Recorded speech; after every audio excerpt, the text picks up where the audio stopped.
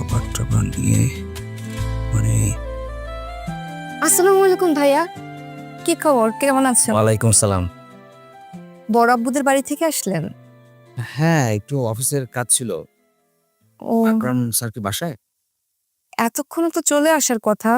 আমি আসলে কেবল অফিস থেকে বাসায় যাচ্ছি তো, বলতে পারছি না। আচ্ছা ভাইয়া, একটা কথা ছিল। হ্যাঁ বলো। আপনি তো আমাদের বিশ্ববিদ্যালয়ের সিনিয়র ছিলেন। বিশ্ববিদ্যালয়ে পড়া অবস্থায় আপনি প্রায়ই বলতেন আমাদের ব্যাচের একটা মেয়েকে আপনি খুব পছন্দ করেন।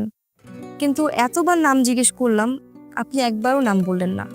নাম বললে আমরা জুনিয়ররা আপনার জন্য ব্যবস্থা করে দিতাম। এই এত বছর আগের কথা তোমার এখনো মনে আছে? মনে থাকবে না? কি বলেন? ভাইয়া চলেন না, আমার বাসায় চলেন, এক কাপ চা খেয়ে আসেন। না না, আজকে না, অন্য একদিন। এই দেখো, এই যে খালামুনি এতগুলো খাবার দিয়ে দিয়েছে, এগুলো নিয়ে দ্রুত বাসায় যেতে হবে। আজকে না, কেমন? ঠিক আছে।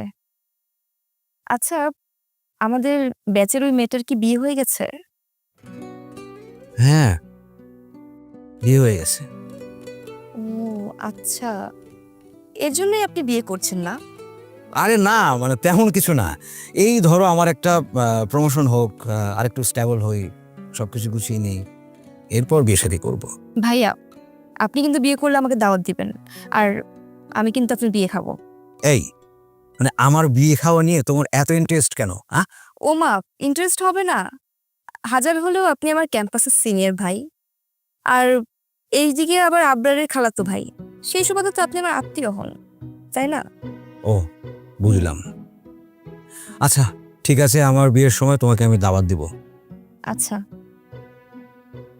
ভাইয়া, আপনার সাথে কি আবরারের রেষারেষি সম্পর্ক? আরে রেষারেষি হবে কেন? মানে ওর সাথে আমার সম্পর্কটা অনেকটা টম এন্ড জেরির মতো, বুঝতে পেরেছো? ইন্টারেস্টিং। আচ্ছা, তুমি বিয়ে করছো কবে? বাবা মা, ভাইয়া ভাবি যেদিন ঠিক করবেন সেদিন, ওনারাই ভালো জানেন। আচ্ছা ঠিক আছে, তুমি বাসায় যাও, তুমি তো অফিস থেকে আসলে তোমাকে আর দেরি না করাই, কেমন? ঠিক আছে ভাইয়া, তাহলে আসি। আর হ্যাঁ, জলদি বিয়েটা সেরে ফেলেন, ওই এক মেয়ের জন্য দেবদাস হয়ে থাকবেন না। আসি ভাইয়া, আসসালামু ঠিক আলাইকুম। আছে, ওয়ালাইকুম সালাম।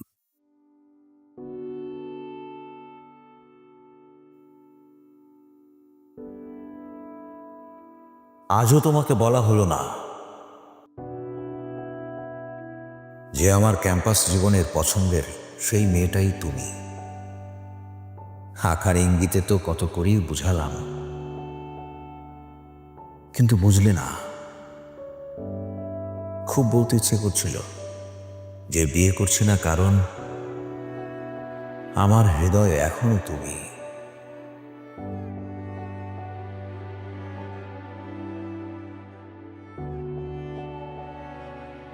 একদিন রাতের বেলা বায়াজিদ রাদিয়াল্লাহু তাআলা আনহুর মা শুয়ে আছে।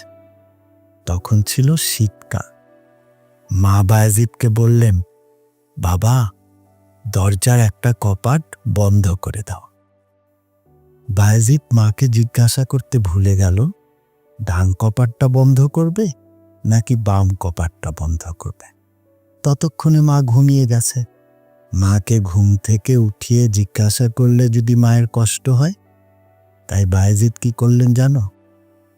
বায়েজিদ একবার ডান কপাটটা কিছুক্ষণ বন্ধ করে রাখেন, আর বাম কপাটটা খুলে রাখেন, আবার বাম কপাটটা বন্ধ করে রাখেন, আর ডান কপাটটা খুলে রাখেন। এভাবেই সারা রাত এই কাজ করতে থাকলো।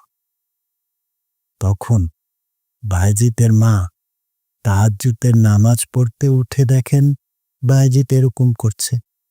বায়েজিদকে জিজ্ঞাসা করলেন, তুমি এরকম করছো কেন?